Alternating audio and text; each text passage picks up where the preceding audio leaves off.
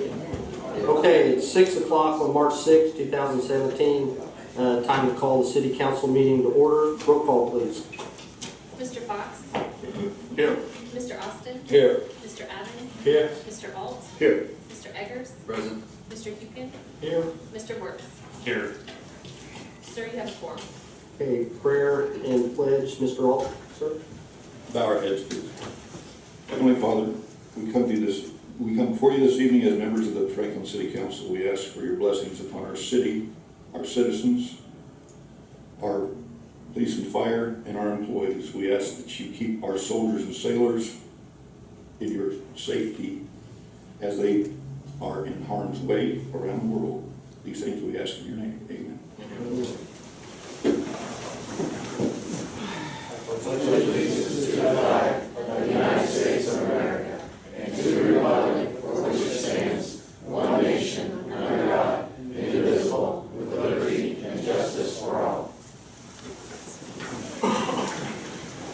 Okay, next we have a new firefighter with us tonight, and we're going to swear him in. Thank you. Bring your family forward if they're with you, or single guy?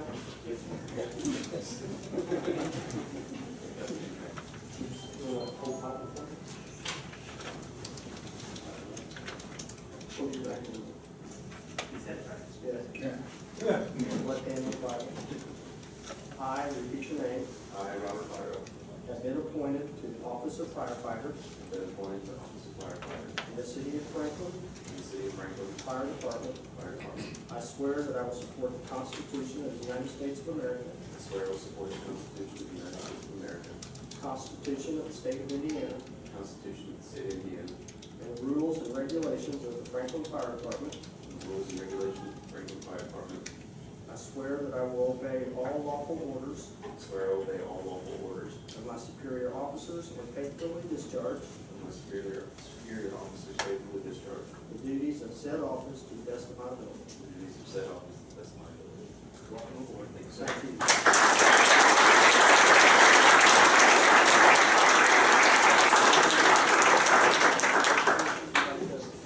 Yeah, let's do that.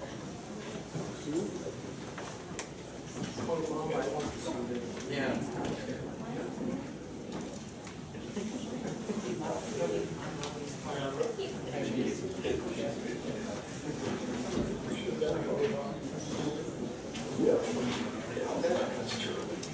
All right, we also have a Volunteer of the Year award to hand out tonight, and just want to read a little something. I would like to start off by thanking all the volunteers that contributed to the success of our community. Your efforts have not gone unnoticed and truly make a difference here. The Marty and Carolyn Williams Volunteer of the Year Award was created so that we might be able to recognize the commitments of unique individuals that go above and beyond. On behalf of the city, I would like to publicly recognize all those who were named for this award and congratulate each and every one of you on your achievements. The nominations received spoke very highly of each individual and made it extremely hard to pick a winner. I did not pick the winner. There was, there was a committee that did that. In the selection process, all volunteers' names were removed from the panel to remain unbiased. I cannot stress enough how difficult it was for the committee to pick a winner. So I would like to go through the list of nominees, and if you would, as I read your name, would you please come forward? Lynn Schutz, are you here? You're here, all right.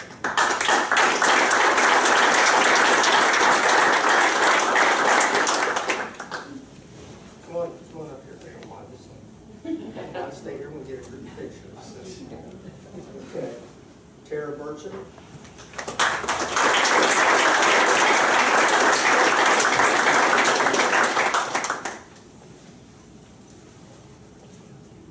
Carol Phipps. Phipps.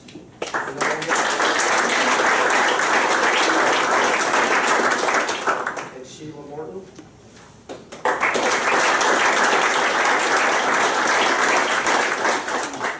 Janet Gorel.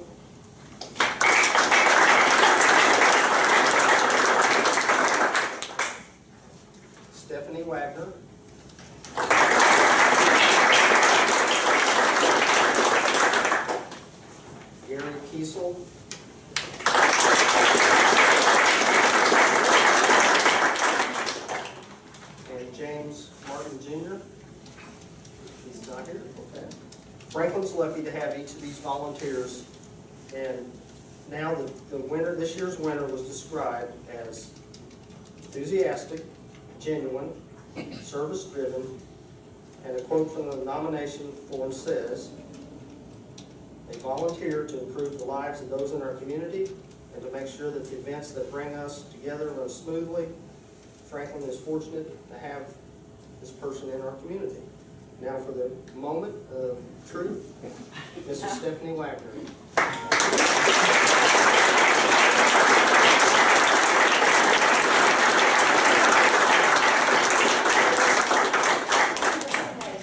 We can get a picture of all the volunteers and then one of Stephanie. Get everybody together.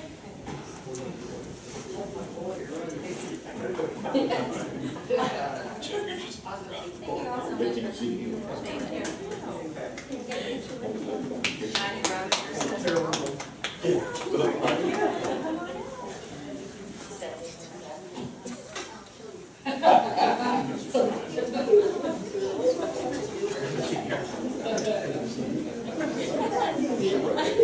Thanks, everybody.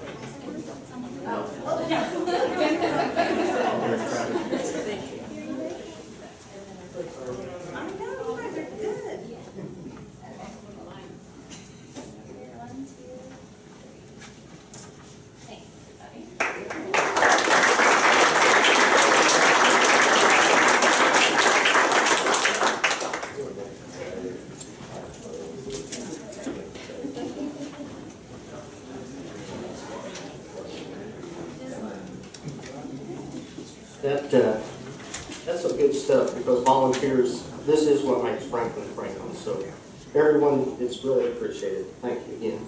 I would like to congratulate Gary for upholding the male half of the. Yeah.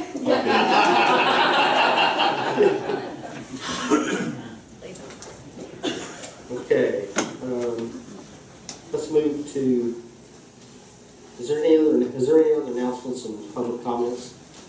Anybody have anything they want to say? Congratulations to all the volunteers. Yeah.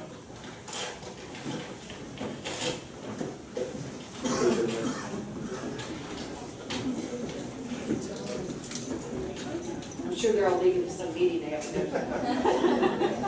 It's a volunteer meeting.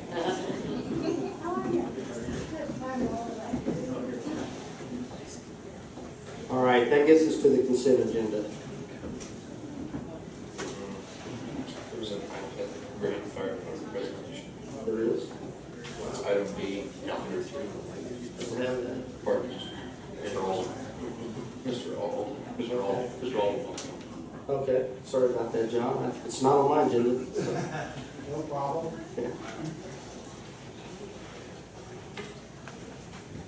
Earlier this year, John All, Franklin Insurance Agency, earlier this year,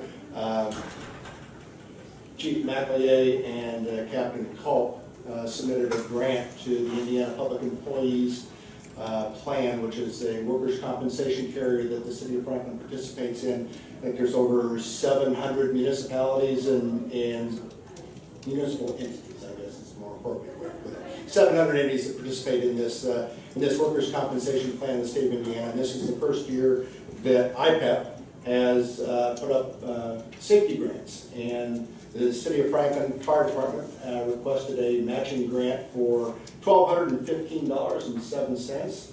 And their grant was awarded, and I'd like to present to the City of Franklin, to the Fire Department, the Chief and Captain Colbert, a check for $1,215 from my family.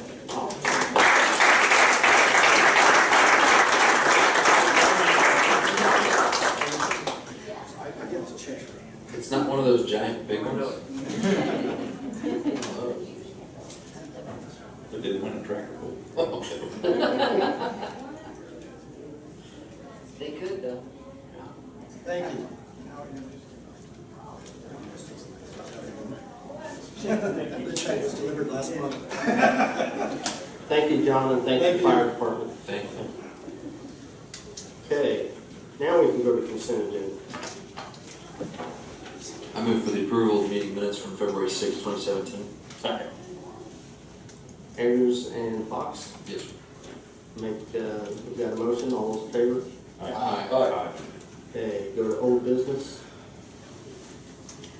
Need somebody to tell me to read all under old business? Move to read by title only, sir. Second. Alan with the second, all those in favor? Aye. Okay, item 1, common council budgetary orders number 17-03, an additional appropriation of non-tax supported funds.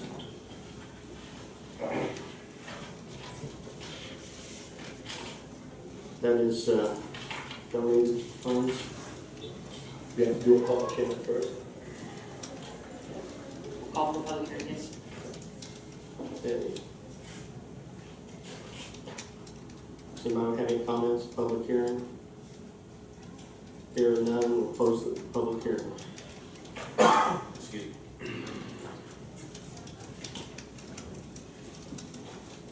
Are all these funds in the park? There's law enforcement, fire. Okay.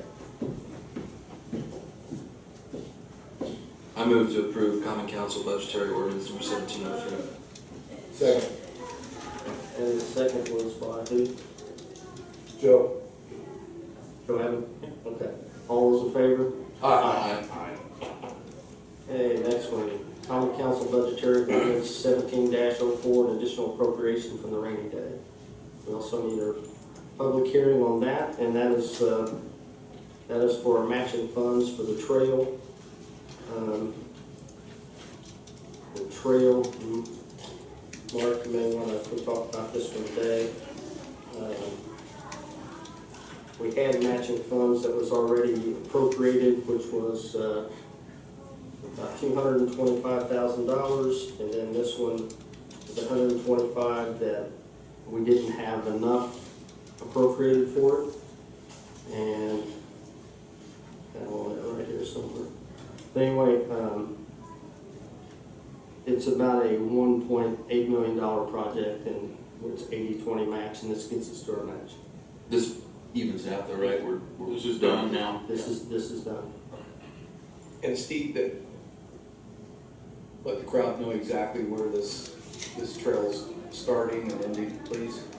Yes, it's out on, starts at Eastview, or King Street, and goes to Commerce, crosses 31 and ties into the high school. And work should be starting, I would think, in the next 2 to 3 weeks, is what I've been told. So we were just underbid, we underbid this $125,000, or it's just? No, We've already appropriated. we've already appropriated some of it, we just didn't have it all appropriated. Thank you. Like I said, it's about a $1.8 million project, and we're actually putting in $325,000. That's where we're at. So, Thank you. is there any public comment? Hearing none, close the public hearing. Move to approve. Yeah, move to approve 1704, common council budgetary ordinance. Second. Okay, Mr. Fox, motion, and Mr. Austin, second. All those in favor? Aye. Okay, that takes us to big business. All these are, I think all these are introductory. Yes, except for the one that, 4 on. Okay, so the first 3 is introduction only. That's correct. I move to read all new business under title only. Second. Mr. Word, second. Mr. Eggers with the motion. All those in favor? Aye. Okay, item 1, common council ordinance number 17-01, an ordinance approving resolution 17-02, the City of Franklin, Indiana Planning Commission, rezoning certain properties to be industrial business development to be known as RSW Lot 8 rezoning. Mr. Steve Williams. Is somebody here to, Yeah, he's back. like I said, it's introduction tonight, but we'll have a heads up on the next meeting, so.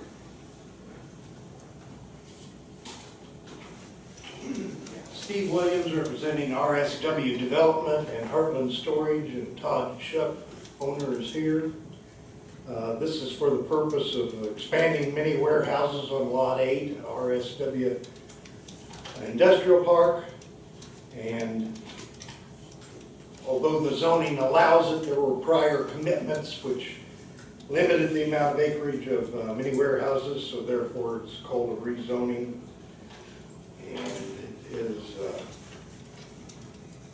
we're also going to develop Lot 5 with a new office and entrance there, providing a second entrance to the Lot 8, which has been vacant for some 10 years, which will enhance the tax base. As far as frontage, we're putting up a decorative fence and pillars with landscaping along the front, and the fronts of the warehouses will be about 150 feet off the center of the road. And there'll be no outside storage, it will be enclosed only. And it does comply with the zoning, it complies with the comprehensive plan. Happy to answer any questions. Well, last month in the planning commission, this was met with unanimous approval. It's been ongoing, it's been pretty successful. There's no other, I'd like to make a motion to approve. Oh, it's ordinance, it's public That's hearing right. next time, we'll approve next time. Anybody else? Any questions? I don't have any questions, but I'm familiar with Mr. Shuck's property, and he does a very nice job maintaining that. It looks great over there, so just want to let that be known. Second that. Thank you, sir. Okay, item number 2, Common Council Budgetary Ordinance 17-05, additional appropriation, local road and bridge matching grant fund, an amount of $1 million. Stephanie, you want to lead on that one? Okay. If everybody remembers last year, we got a $1 million grant from the state. We went ahead and did some work like on Wayne Street and some other paving projects. And this is giving us back the money that we spent because we didn't get the grant until just recently. So that's what this grant's about. Any questions on that? And that also is introduction.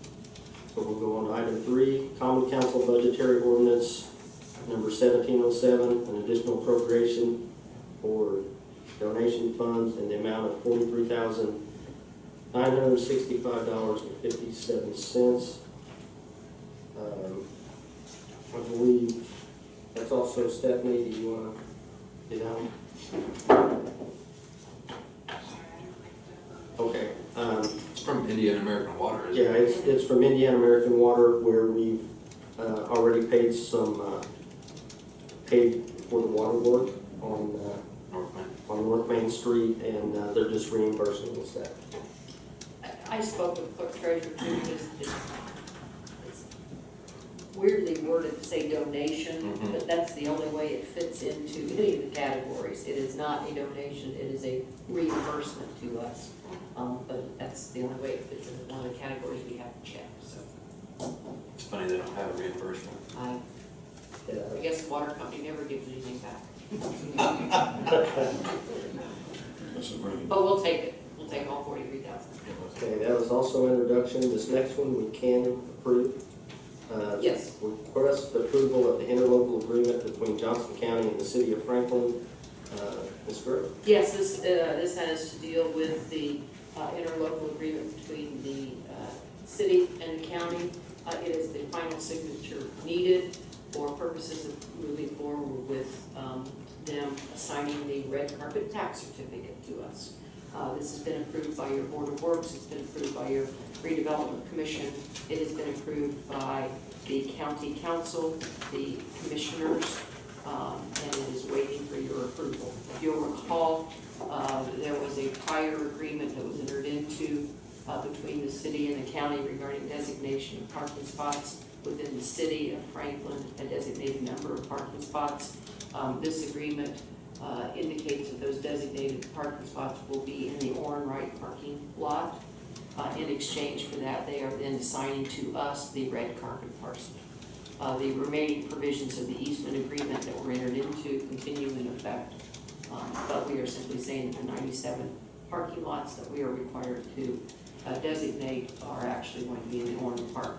The reason that I felt it prudent to at least bring it to the council is that the city at some point will own that property. It is currently in possession of the RDC, but it is anticipated that it will be transferred. It's never intended to be in the RDC's ownership in perpetuity, so at some point it will be coming to the city to be in part of our inventory, and as such, we have a duty to maintain signage there, and potentially that could impact funds. It is not up until this point, but we have to maintain the signs that are there, so I felt it prudent to get your signature approval on it as well. And also, for anybody that's thinking, why are we giving the county 97 parking places? They are one of our biggest employers downtown, so they're going to have to park somewhere. And the fact of it is, they already parked there, and that property was acquired during a trade several years back, a couple of administrations ago. And hopefully it's going to help keep them off East and West Court Street, and they'll park where there's a designated spot. So that's what that's about. This also finalizes our agreement with them. This closes that deal, correct? I can represent to you, sir, and I was not a party to the original one. There is nothing in this agreement that is different from the original one. It requires us to provide the spaces in perpetuity, but so did the original one. The distinction is that those places will now be designated in the Warren Run. So before they were within a 2-block radius of the courthouse. We generally have a Warren. That was done in exchange for, you may recall, the red carpet property was on the commissioner's tax certificate sale, and that was a concern to us as a city because we have plans for that, and it's important to get it back so we can get it on the tax roll. Lynn, I have a question. On the electronic version that we were distributed last week, the link has 16 pages, and page 15 of 16 is, it looks to be blank. It looks like it's a messed up copy of some kind. Was that 16th page intentionally blank? No, what is because I asked that we add council instead of being 7 and 8. Okay, well, that's the one I'm talking about. Right, It's just it's there. part of the old easement. Okay. That was there, that's the best copy I could find since I was not the attorney. All right. But you will find that 7A and 7B are designated because I added council. I got you. Council's approval. I got you. Okay. I just thought it was important that you guys sign on as well. Well, I think you guys have done a fantastic job, and I like that the city and the county are working better than some that we have in the past. I think this relationship needs to be moving forward, and I think we're making steps in doing that, so I think it's a good job to all that are involved. That being said, if anybody has any other comments, I move to approve the interlocal agreement. Second. Okay, a motion by Eggers and a second by Mr. Fox. All those in favor? Aye. Mr. Eggers, there's the original one that was kept in that highly secret red folder. This is the only one I could find. I have carried here, and I think you'll see it's a little bit clearer than the electronic copy. Yeah, it is. Thank you. Okay, under other business, and we probably forgot to put this up in the, at the start. We probably ought to bring closure tonight to council president, council vice president. With that being said, I just want to welcome Mr. Bob Deacon to the council. So you've been awful quiet tonight, that's unlike you. So, Get my legs. okay, all right, well, Thank you. Well, we have a council basketball team. We've got all positions covered now. You don't want me on a basketball.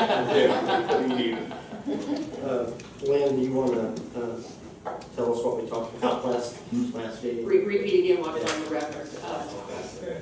In a rather unique situation, when we had the mayor resign, then of course we know that our council president was elected the mayor at the caucus. As a result of that, he was required to resign as a council member, and then that left open the vacancy of council president. I was asked by members of the board, I also consulted with IAC, with Mr. Eggers, because then that left open the position of vice president of the council. The statutes that are in play here require our council every January to elect a president. It does not require us to elect a vice president. And absent any statutory direction, you then fall back on the rules and procedures of the council, if in fact they have any. I searched everywhere to see if you guys had rules and procedures, and I was unable to find any, and then I consulted last meeting with my resident historian, Mr. Alt, who has the longest service on here, and he was not able, or did not recall, I think, sir, that there had been council rules and procedures. Obviously, there are many laws that we follow. So absent that, we look to the natural interpretation of what it means when you voluntarily have a president and then a vice president. And I interpret that to mean that if you elect a vice president, then in the absence of a president, which we now have, that person moves up to fill that president's position, and you now have a vacant vice president position for your council. Having said that, then it's appropriate, if you so desire, to elect a vice president. However, you are not required to elect one, but you can certainly elect a vice president. And then in January of next year, you will again elect a council president and vice president. I'm certainly willing to answer any questions they would ask. Yeah. Hey, Joe, you think it's, would be in your opinion that we need a vice president? I wouldn't, I can't think of any instance that we've ever I don't either. had to have one. Right. Say for the president. Right? Other than the president. But as council pointed out, we kind of write our own rules, so we can do what we want. As long as we follow the law. Sure. You are not prohibited, nor are you mandated for that position. Mayor, I don't see any need unless you feel it's necessary, and we'll make a vote. No, that's up to the council. Whatever you think.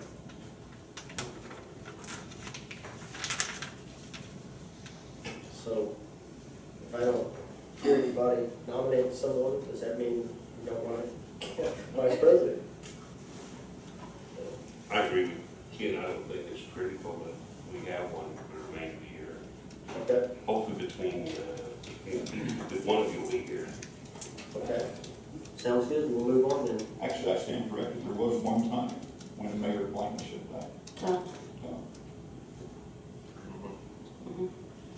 But that was the only time, and that was my other necessity.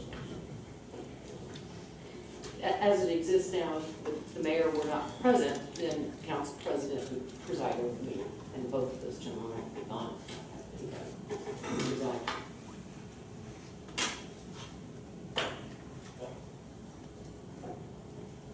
Going once, going twice. No council president, vice president this year, sorry.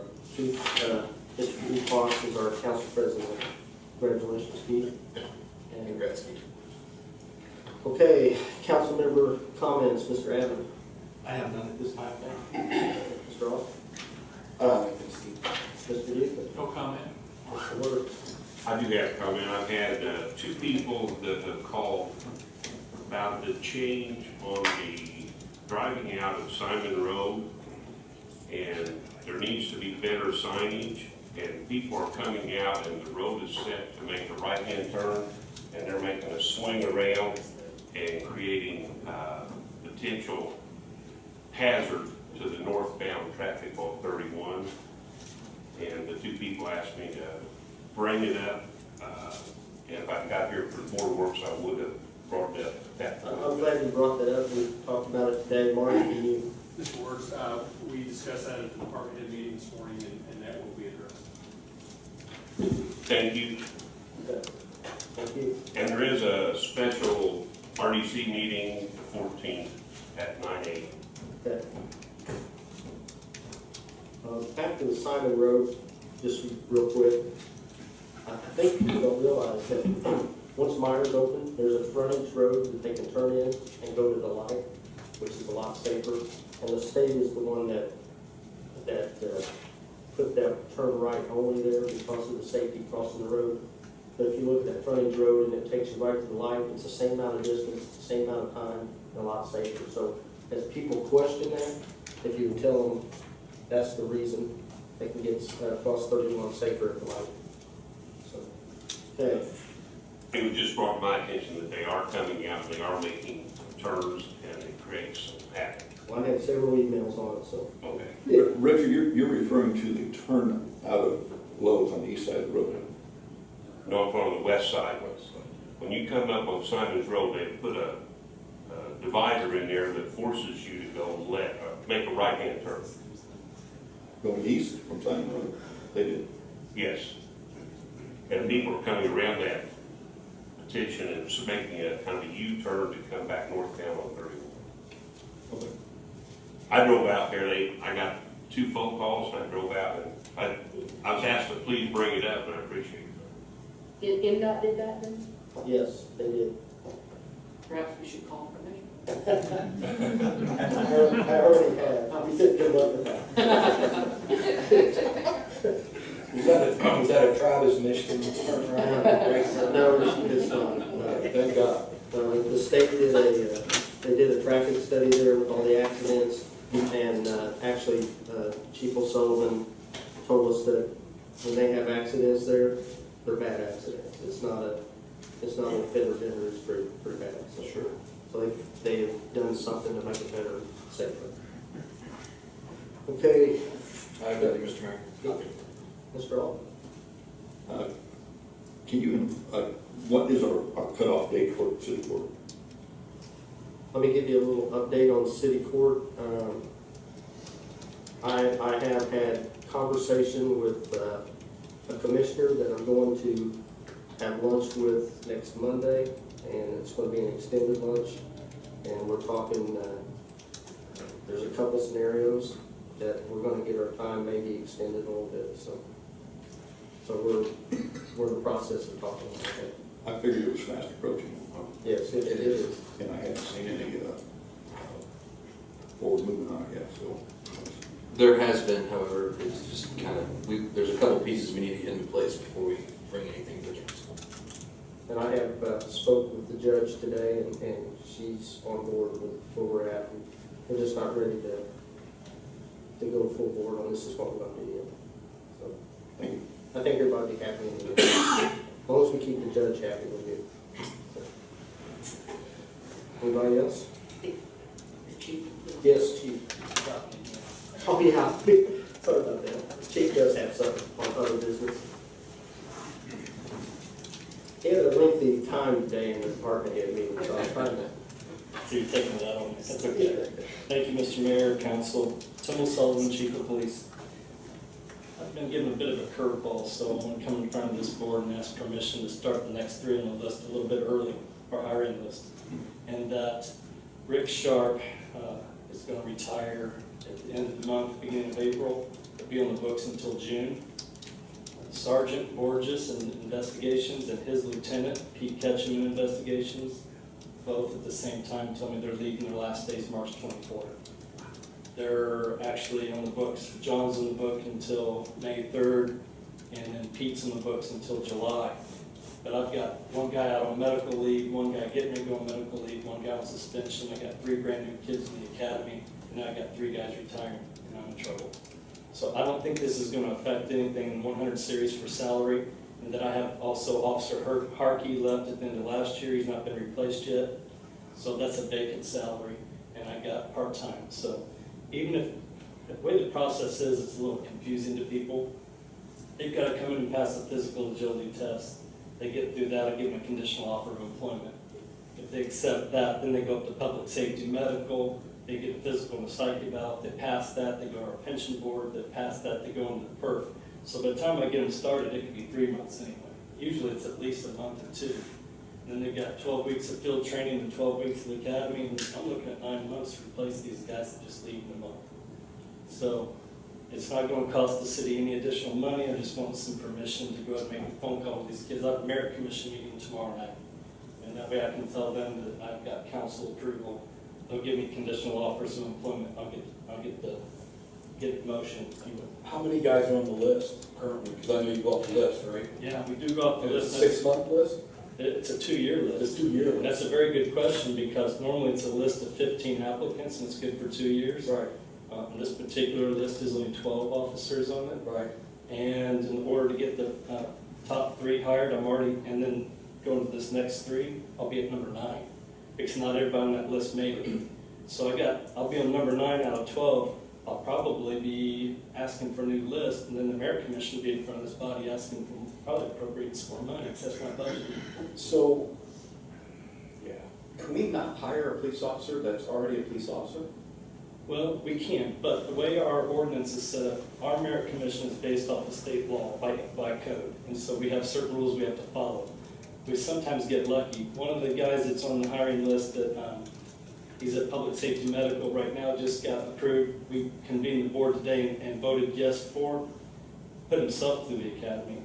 So when he comes out, he doesn't have to go to the police academy. He goes through field training for 12 weeks and he's back on the road. And we owe him that money? We don't owe him anything. He did that on his own to get hired. So that shows a little bit about his character, I think. But we can get lucky. Sometimes an officer wants to move up, and maybe he's at a smaller department, and he gets in the process and makes our list. We also have guys that put themselves through the academy. Those are when we get lucky. We can't mandate it. It's a merit process where they have to go in and test, do a physical interview, they get graded, they get ranked. Wouldn't you not go get him another list immediately though, knowing the peril that we're in? That's what I'm gonna ask tomorrow night. Yes, sir. But my point is, this board, I feel it's incumbent upon this board to give me permission to move forward because it may affect our budget. It's critical that we have police protection for our community and our citizens. Yeah, we're down 20% right now, and it's not looking very good. And so we need continuity too, we can't have overlaps. Some of our new kids are at seniority, it took me 10 years to get.